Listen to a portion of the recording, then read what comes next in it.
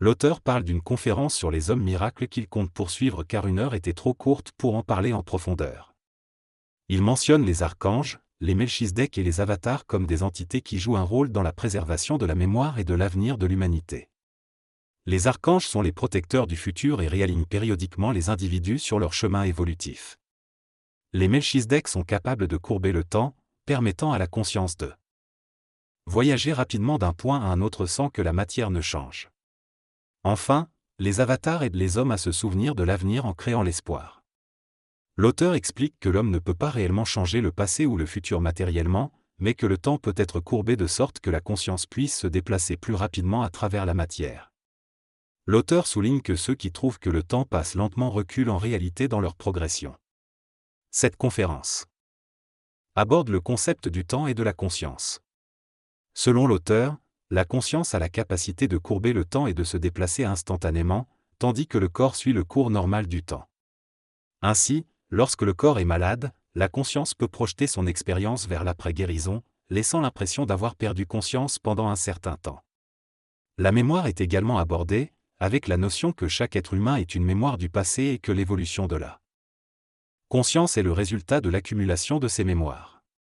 L'auteur souligne également que les décisions sont prises par l'entité instantanée qui a déjà résolu les problèmes de création. Le concept de destinée est également discuté, avec l'idée que chaque individu a lui-même planifié sa vie à travers sa mémoire du futur. L'archange est présenté comme le protecteur de la mémoire et du souvenir. L'être humain apprend en réalité à se rappeler ce qu'il connaissait déjà.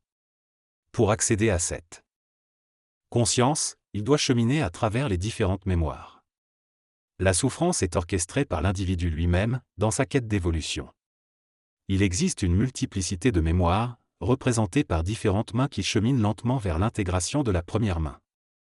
Il est important de ne pas mélanger les mémoires primaires, afin de ne pas créer un noyau qui devrait être décortiqué ultérieurement.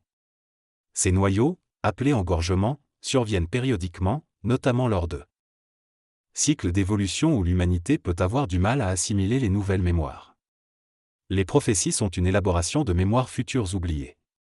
Pour que les mémoires soient centrées les unes sur les autres, un canal est créé par le passage mémoriel du précurseur, c'est-à-dire l'être humain lui-même, à l'instantanéité.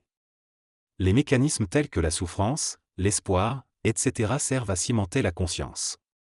Dans ce cycle évolutif, l'humanité risque de rencontrer des difficultés, notamment en raison du mélange des canaux et de la collectivisation des individus par les mémoires du passé. Il est préférable de s'individualiser et de croire en l'avenir plutôt qu'en la projection du passé. Les archanges et les avatars interviennent pour guider les individus dans leur cheminement. Selon cette vision, il existe une conscience précurseur qui a prévu toute la mécanicité de notre réalité actuelle. Les avatars, tels que le Nazaréen, Bouddha, Enoch et d'autres, sont des figures qui détruisent la tradition du passé pour créer une nouvelle tradition axée sur l'avenir.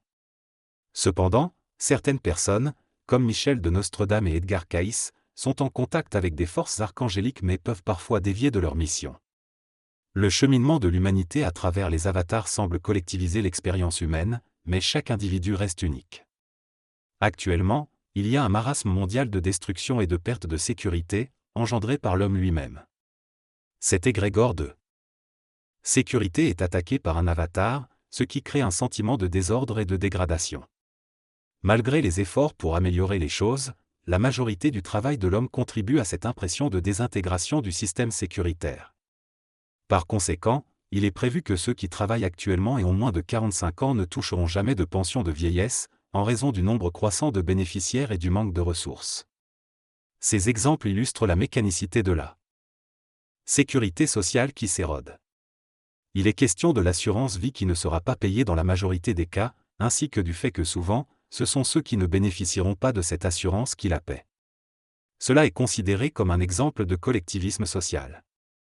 L'article évoque également le sentiment d'engorgement collectif et de croyance universelle en l'Apocalypse. Il mentionne que certains individus sur Terre sont actuellement guidés par des avatars, c'est-à-dire des êtres dotés d'une conscience et d'une intelligence plus développées. Ces personnes vivent une phase de transformation et deviennent des courbeurs de temps capables de transcender les limitations de la mémoire et de vivre dans l'instant présent. Enfin, il est mentionné que vivre dans l'instant présent n'est pas accessible à toutes les formes de conscience et que certains individus au Québec auront la faculté d'échapper à l'influence des avatars et des archanges. Les archanges ont la capacité de courber le temps, permettant ainsi aux instants du passé et de l'avenir de se rejoindre. Leur rôle est d'empêcher les forces d'involution qui cherchent à collectiviser les mémoires individuelles dans une substance collective qui empêche l'évolution de la conscience. L'homme, être de mémoire, suit un chemin tracé par le précurseur spécialement pour lui, mais pour atteindre l'instantanéité, il doit sublimer sa mémoire, c'est-à-dire la transformer sans passer par les étapes temporelles habituelles. La mémoire pose un problème majeur, car elle est liée à l'âme, à l'astral et au corps. La génétique du corps accumule les mémoires du passé, ce qui oblige l'homme à suivre un cheminement qu'il ne comprend pas pleinement. La maladie et les échecs semblent être la conséquence de cette accumulation de mémoire. L'homme cherche donc à guérir et à s'enrichir, mais rencontre des difficultés. La manipulation et la mécanicité sont des phénomènes qui découlent de cette situation. Selon cet extrait, la conscientisation et la spiritualité sont deux chemins distincts. La conscientisation est le processus qui permet à la conscience de se libérer de la mémoire et de se préparer à un autre cheminement. La spiritualité, quant à elle, est un réchauffement progressif de l'homme qui ne permet pas la sublimation. Lorsque la conscience est suffisamment développée, elle peut courber le temps et rejoindre l'instantané. Cependant, avant de partir, elle doit laisser des prophéties dans la mémoire collective. Afin que les mémoires sans conscience puissent suivre le chemin pour retrouver la conscience. L'évolution spirituelle est donc l'évolution d'une mémoire sans conscience, tandis que l'évolution individuelle solaire est une mémoire qui supporte de la conscience et se libère de l'évolution spirituelle.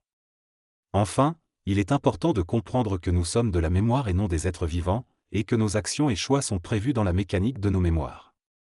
L'auteur soulève le concept de spiritualité et affirme que chaque individu est un être spirituel.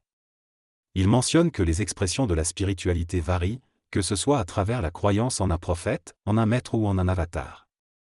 Il stipule que la conscience doit être déspiritualisée lorsqu'elle s'exprime à travers les gestes et le langage, pour catalyser l'évolution de la conscience vers l'instantanéité. Il mentionne que toute la structure de nos vies est orchestrée pour passer de la mémoire inconsciente à la mémoire instantanée. Il affirme que l'évolution de la mémoire de l'intelligence génère l'illusion égoïque de l'intelligence et engendre l'orgueil. Il prédit que la souffrance, la désillusion et la rupture sont inévitables, car elles sont prévues pour l'évolution des mémoires et de l'âme. Enfin, l'auteur souligne que la conscience a la capacité de sauter dans le temps et que, lors d'une opération chirurgicale, l'anesthésie est utilisée pour éviter la souffrance de la conscience égoïque. Ça suffit peut s'appliquer à diverses situations, y compris les apocalypses.